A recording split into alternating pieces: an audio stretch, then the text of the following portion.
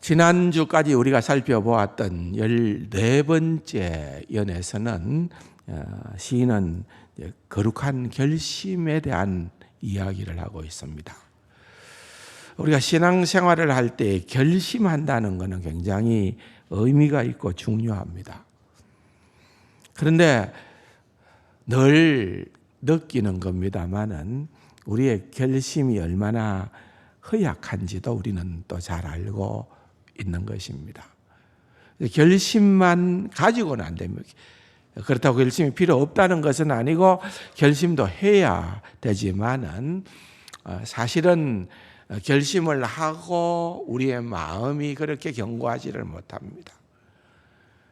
그래서 자연스럽게 오늘 15번째 연으로 넘어오면서 시인은 자신의 결심을 더 견고하게 하기 위하여 율법에 대한, 하나님의 말씀에 대한 신실한 태도가 얼마나 필요한 것에 대해서 얘기를 하는 거예요.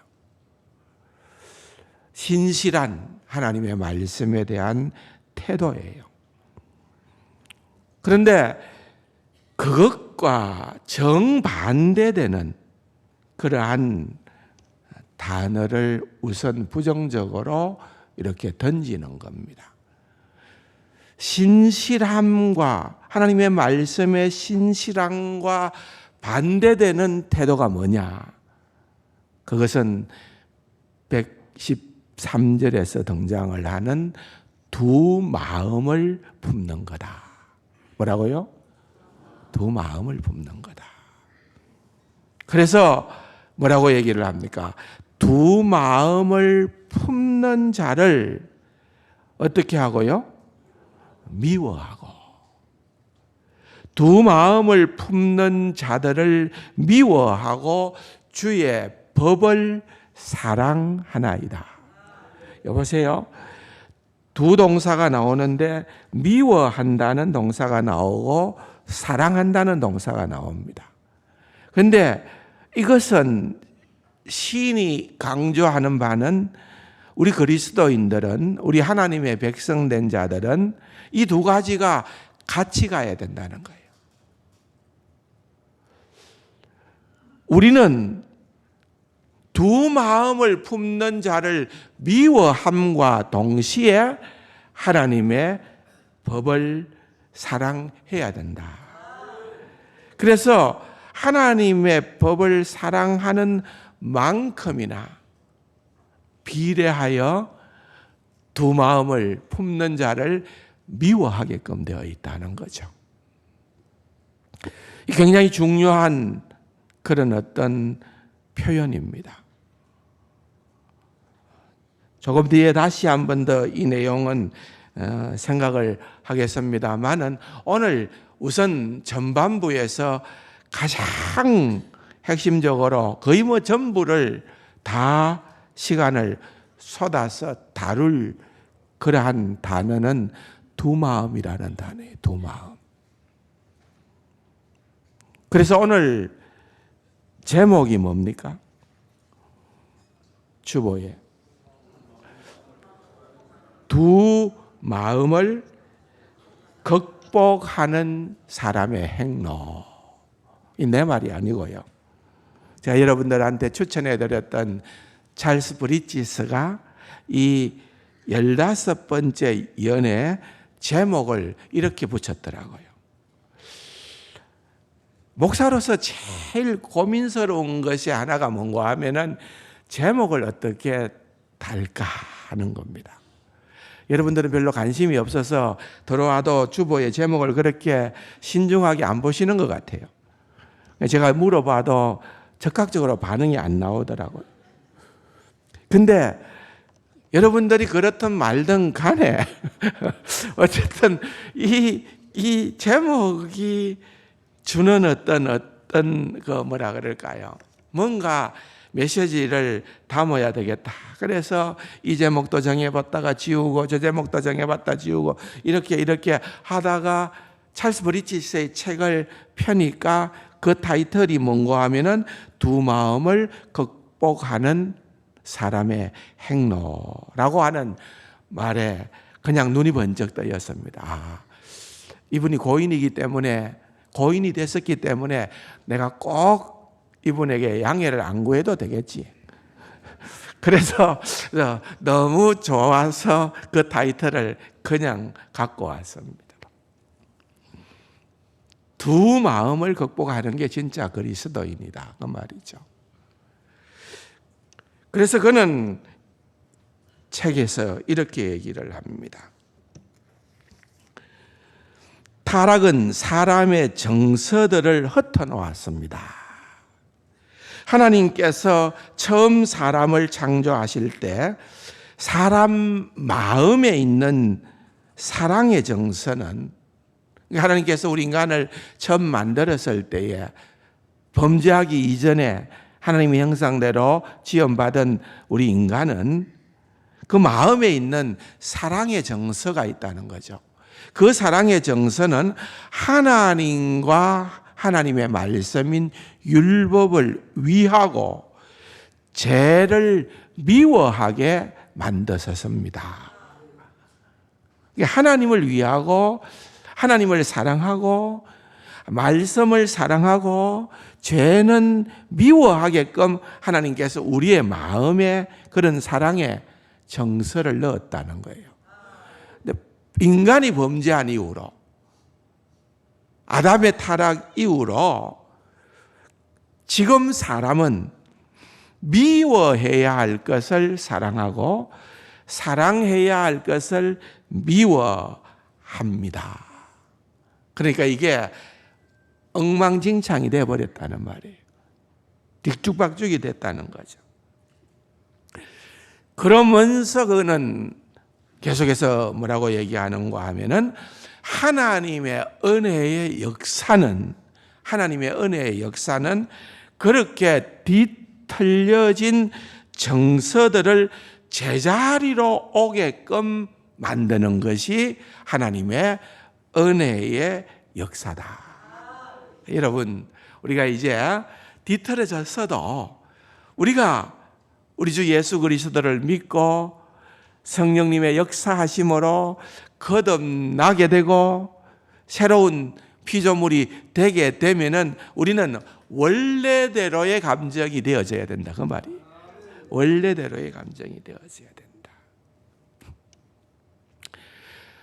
유명한 종교개혁가였던 칼빈도 이렇게 얘기를 합니다. 하나님을 바르게 섬기는데 전념하려면 자신의 악한 성향과 자신 앞에 올 수 있는 온갖 유혹들을 묵상하고 그것에서 물러서야 합니다. 우리는 인간 마음이 얼마나 깊은지, 그리고 그것이 욕망과 얼마나 얽혀 있는지 압니다. 그랬습니다. 여러분, 성경은요, 예외 없이 이 부분을 강조합니다. 예를 들면은 예레미야서 4장에 보면은 예루살렘아 내 마음의 악을 씻어버려라 그럽니다. 예레미야서 17장 9절에서는 만물보다 거짓되고 심히 부패한 것이 마음이다 그랬습니다. 그렇기 때문에 여러분, 우리가 신앙생활을 하는 것은 어떻게 보면은 이런 어떤 영적인 싸움을 하는 거예요. 원래 우리의 죄된 속성이 남아있고 선뿌리가 남아있고 이런 것들이 어떤 형식으로 우리를 넘어뜨리려고 사탄이 그것을 이용하는지를, 우리는 그 모든 과정들을 칼빈은 묵상해라는 거예요. 생각해라, 알아내라는 말이에요. 그래서 우리의 약점이 어떤 사람에게 있어서는 그것이 돈일 수도 있고, 또는 뭐 도박일 수도 있고, 또는 성적인 문제일 수도 있고, 명예일 수도 있고, 다양한 우리의 약한 부분들이 있다는 거죠. 그 약한 부분들이 어떻게 우리에게 침투해 들어오는지를 우리가 그것을 잘 알아야 그 다음에 그것을 차단도 하고, 물론 내 힘으로만은 불가능하지만은 우리는 그것을 성령의 도우심으로 차단을 하고 정말 하나님의 백성으로 서게 된다는 거죠. 그래서 이 두 마음이라는 것이요, 우리가 늘 경계해야 되는 거예요. 두 마음. 영어 성경에 보면은 NIV라고 하는 영어 성경에 보면은 이것은 나뉘어진 또는 이중적인 마음, 더블 마인디드, 그렇게 얘기를 해요. 나뉘어진 또는 이중적인. 그런데 히브리어 원어의 뜻을 잘 살리고 있는 험정역 킹 제임스 버전에서는 뭐라고 얘기하는고 하면은 이것을 허망한 생각들, 그렇게 얘기를 해요. 허망한. 두 마음이라고 하는 것은 뭐냐? 헛된 허망한 그러한 생각들은 우리의 인생에 치명적인 그런 어떤 손해를 끼친다는 거예요. 그래서 우리가 그것을 잘라내야 된다는 거예요. 이게 어떻게 보면은 찰스 브릿지 씨는 얘기해요. 고질병과도 같은 그런 것들이 자리 잡고 있는 마음을 십자가에 흘리신 주님의 피로 계속해서 씻고 또 씻어야 된다. 그렇게 얘기를 하는 거예요. 저는 이 두 마음이라는 이 말씀을 보면서 제 머릿속에 떠올랐던 책은 뭔가 하면은 21세기 최고의 기독교 변증가라고 할 수 있는 C.S. 루이스가 쓴 순전한 기독교라는 책이 떠올랐습니다. 굉장히 좋은 책입니다. 지난 주일날 모험이 답이다, 그 책을 선물 받기 위해서 저한테 정답을 문자로 보내주신 분들이 되게 많았습니다. 그래, 거기에 정답만 보내면 좋겠는데 그 마지막 부분에 목사님 나는 그 책을 원합니다. 이렇게 또 줄을 달아 놓아서 제가 마음이 약해가지고 추천을 해서 30분만 주기로 했었는데 정답을 보내신 모든 분들께 다 보냈습니다.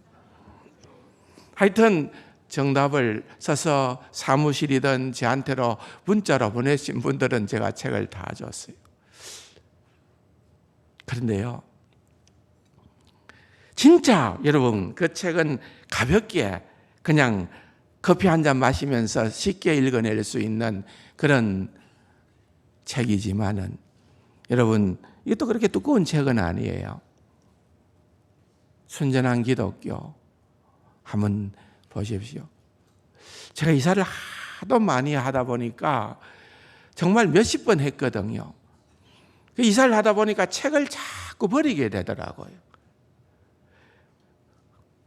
그런데 지금 이제 서재에 있는 책들은 그래도 선별해서 버리다가 이건 안 버려야지 하고 남겨둔 책들인데 지금 내가 이제 가만히 생각을 하면서 이 책을 한번 정리해야 되겠다 하고 보니까 19번 다 버려도 되겠더라고요. 그러니까 그때는 그렇게 좋았고 그때는 그렇게 중요하다 생각했는데 그렇게 또 읽어지지는 잘 않아요. 네, 열의 하나에 해당되는 책 중에 하나는 순전한 기독교, 이런 책들이에요. 이건 제가 나중에 누구도 안 줄 거예요. 내가 갖고 갈 거예요. 이런 책들이죠. 루이스가 이런 얘기를 합니다. 전인격적인 헌신과 분열된 자아 문제를 굉장히 강하게 다루었는데요. 우리 인간을 설명하기를, 인간은 하나님을 향해 창조되었지만 범죄하고 난 다음에 인간은 자기 중심성 때문에 내부가 분열된 존재가 되었다. 두 마음이 되었다 그 말 아니겠습니까? 특히 우리가 구원받은 하나님의 백성이 되었을 때에 조심해야 될 것을 지적을 하면서 그는 절반만을, 우리의 마음의 절반만을 하나님께 드리는 삶을 강하게 비판합니다. 뭐라고 얘기하는가 하면은 그리스도는 당신의 삶의 일부를 원하지 않는다. 전부를 원하신다. 그 유명한 비유를 집 개조 이야기로 합니다. 무슨 말인가 하면은 하나님은 우리의 삶을 고치시는 게 아니고, 고친다는 것은 리모델링 하는 거예요. 하나님은 우리의 삶을 그냥 고치는 게 아니고 재건축하신다. 완전히 무너뜨리고, 여러분 요즘 재건축을 위해서 막 모임들을 하더라고요. 현대 아파트, 럭키 아파트. 지금 있는 것을 어떻게 오래됐는데 활용할까? 리모델링이에요.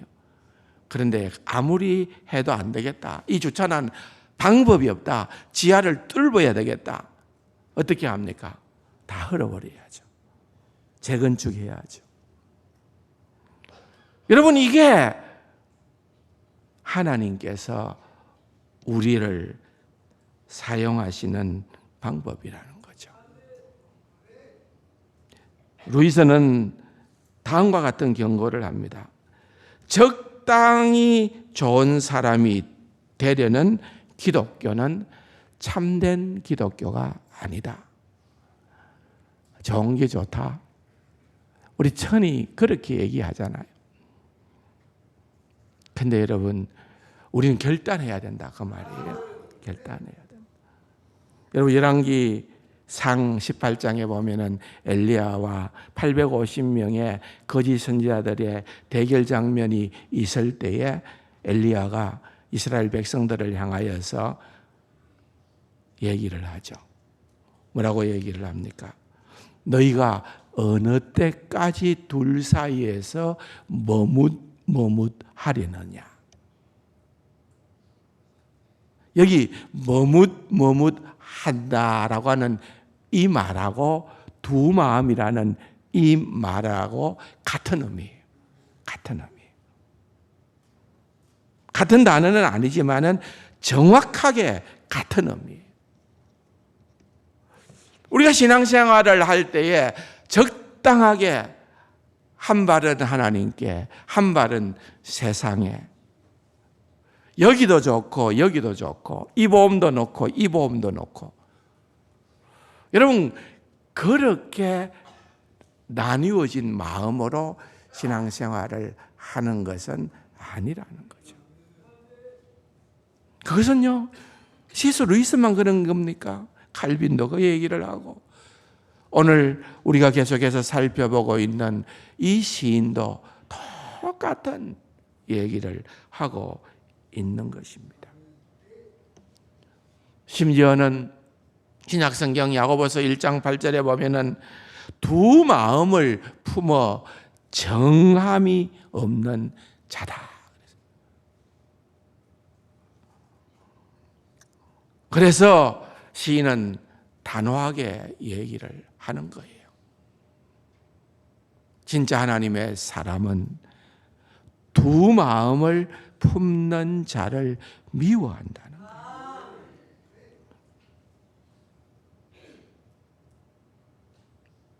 크리스토퍼 애쉬라고 하는 분도 이런 얘기를 합니다. 하나님을 전심으로 사랑하지 않는 사람들을 미워하고, 두 마음이라고 하는 것을 그렇게 해석하는 거죠. 하나님을 전심으로 사랑하지 않는 자, 그게 두 마음이다. 그런 자를 미워하고 말씀에 따스한 애정을 유지하는 한, 그러니까 이게 113절을 그렇게 풀이한 것 같아요. 말씀에 따스한 애정을 유지하는 한 우리는 안전하다. 안전하다. 여러분, 안전하세요? 누가 안전하다고 얘기를 하고 있는 겁니까? 오늘 이 113절이 너무 중요하다는 거죠. 주의 말씀을 두려움으로 사랑하는 것만으로 되는 것이 아니고 정말 자발적인 마음으로 너무나도 감격해서 너무나도 날 구원해 주신 주님의 은혜가 놀라워서 정말 절로 사랑이 터지는 그것을 얘기를 하고 있는 것입니다. 사랑하는 성도 여러분, 정말 이것은 너무나도 중요한 겁니다. 고린도전서 7장 35절에 보면 내가 이것을 말하면 너희의 유익을 위함이라. 너희에게 올무를 놓으려 함이 아니니. 잘 보세요. 오직 너희로 하여금 이치에 합당하게 하여 흩어짐이 없이. 어떻게 해요? 흩어짐이 없이. 여러분, 신앙생활을 해도 참 저분은 너무 반듯하다, 그런 생각을 가질 때가 있잖아요. 오락가락하는 것이 아니고 왔다 갔다 하는 것이 아니고 참 저 사람은 참 어느 면에서 보든지 간에 정말 반듯하구나, 흐트러짐이 없구나, 흐트러짐이 없이 주를 섬기게 하려 함이라. 여러분, 대충 하나님을 섬기면서 하나님이 기뻐하거나 나도 하나님을 기뻐할 수 있다고 착각해서는 안 된다, 그 말입니다. 정말 흐트러짐이 없이 그렇게 주님 앞에 설 수 있어야 된다는 것. 혹시라도 이 자리에 지금 예배를 드리면서도, 지금 하나님의 말씀을 받으면서도 내 마음에는 그냥 하나님의 말씀이 그냥 흰 종이에 읽을 수 있는 그냥 글씨고, 이것이 나의 마음에 새겨 들지를 아니하고, 이 말씀은 그냥 뭔지도 모르겠고, 뭐랄까요, 좀 고약한 표현으로 말할 것 같으면 강팍해지고 우리의 마음이 드라이해진다 그래요. 메마르게 된다 그럴까요? 왜? 하나님의 말씀이 생명수와 같이 우리의 영혼을 살리고 그 말씀 때문에 풍성하고 더 큰 충만으로 나아가는 그러한 그리스도인의 삶의 기쁨을 누리지 못하고 그냥 신앙생활 하는 것도 맹숭맹숭하게 아무런 재미도 없이 민가하고,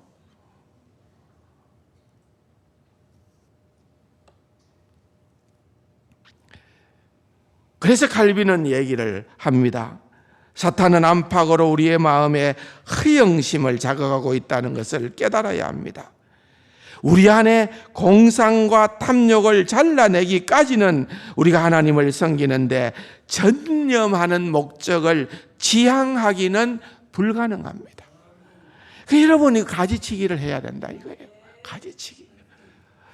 내 야망, 내 헛된 그러한 어떤 비전, 이것을 내려놓지 못하고 이걸 이루기 위한 하나의 수단과 도구로 예수를, 나는 능력이 부족하니까, 분명히 예수님은 능력자니까 예수를 이용하려고 한다면은 그것이야말로 여러분 두 마음을 품는 자들의 전형적인 모습이라는 거죠. 오늘 여러분들에게 정말 얘기하고 싶은 것은 두 마음은 아니라는 거죠. 두 마음을 품는 자를 미워하는 것. 미워하는 것. 여러분 115절을 한번 보시기 바랍니다. 거기에 너희 행악자들이여. 사실은 이것은 두 마음을 품는 자의 또 다른 표현이에요. 너희 행악자들이여 나를 떠날지어다. 시인은 그렇게 얘기하는 거죠. 두 마음을 품는 자들 내가 너희들 미워한다. 난 너희들과 교제키를 원치 않는다. 그것이 나에게 큰 손해가 되고 나에게 아픔이 되고 나는 그것으로 인해서 너무 불편하게 살아가야 하는지 모르지만은 그러나 나는 너희들이 두 마음을 품는 한 나는 너희들을 미워할 수밖에 없다. 행악자들이여 나를 떠날지어다. 떠날지어다. 얼마나 담대한 선포입니까? 그러나 자신이 그것을 그냥 자기만 결심한다고 되는 것은 아니기에 114절에 보면은 뭐라고 얘기를 하는가 하면은 주는 나의 은신처요 방패시라. 내가 주의 말씀을 바라나이다. 히브리 사람들이 제일 즐겨서는 그런 어떤 뭐라 그럴까요? 그 문장의 구조 중에 하나가 그 샌드위치 기법이라는 게 있어요. 샌드위치 기법. 여러분 샌드위치 먹잖아요. 햄버거 같은 거. 그러면 위에 빵 하나, 밑에 빵 하나 하고 그 안에 핵심되는 내용물을 넣잖아요. 요게 바로 샌드위치 기법을 사용한 표현입니다. 113절과 115절 그렇게 샌드위치를 넣고 114절의 내용을 거기에서 담아버리는 거예요. 다음 주에 이 문장들 가운데에서 또 다른 샌드위치 구조를 설명을 하면서 왜? 그걸 강조하고 싶으니까 그러는 거예요. 시인은 유대인들은 그 구조를 딱 보면은 여기에 강조점이 뭔가 하는 것을 단숨에 알아버리거든요. 그래서 그런 어떤 문장의 구조법을 사용하는 거예요. 우리는 그것을 설명하지 않으면은 잘 발견하기가 어렵지만 말입니다. 여기에 보면은 바로 그런 거예요. 왜? 내가 그렇게 선포하고 내가 그렇게 미워한다 그러고 내가 그렇게 행악자여 나를 떠날지어다 라고 얘기를 한다 하더라도 그것 갖고는 안 되더라는 거예요. 더 중요한 게 있다는 거예요. 그것이 뭔가 하면은 주님을 나의 은신처요 방패시라. 그렇게 믿음으로 주님을 의지하는 고백을 하는 거예요. 믿음으로 주님을 의지하고 믿음으로 주의 말씀만이 그 모든 과정들을 이겨낼 수 있도록 해준다 하는 것을 그는 절실하게 느꼈기 때문에 시편 119편의 전체 주제와 같은 말씀을 가지고 이렇게 말씀 주님 그렇게 강조하고 또 강조하고 있는 것을 볼 수가 있습니다. 사랑하는 성도 여러분, 다음 주일날 남은 116절에서부터 120절까지의 남은 부분들에 대한 설명을 좀 더 드리도록 하겠습니다. 오늘 이 본문을 통하여 오늘 가장 강조한 것, 하나님 앞에서 정말 두 마음을 품는 것이 아니고 오직 사도 바울을 생각해 보십시오. 예수님의 제자들을 생각해 보십시오. 그들은 주님 때문에 오직 한 길, 전심을 다하여 죽기까지 모든 것을 다 주를 향하여 그렇게 모든 생을 걸었던 것을 보게 되는 것입니다. 여러분의 삶의 일터에서 믿는 자로서의 아름다운 그러한 모습들이, 그러한 향기들이 계속해서 나타날 수 있는 귀하고 복된 우리 세간 가족들이 다 될 수 있기를 주님의 이름으로 축원합니다. 좋으신 아버지 하나님 감사합니다. 오늘 15번째 연을 통하여 주님께서 말씀하시는 이 귀한 진리를 우리의 마음판에 새기고 정말 주님 앞에 전심으로 나아가는 귀하고 복된 우리 세간 가족들 다 되게 하여 주옵소서. 존귀하신 예수님의 이름으로 감사기도 드립니다. 아멘.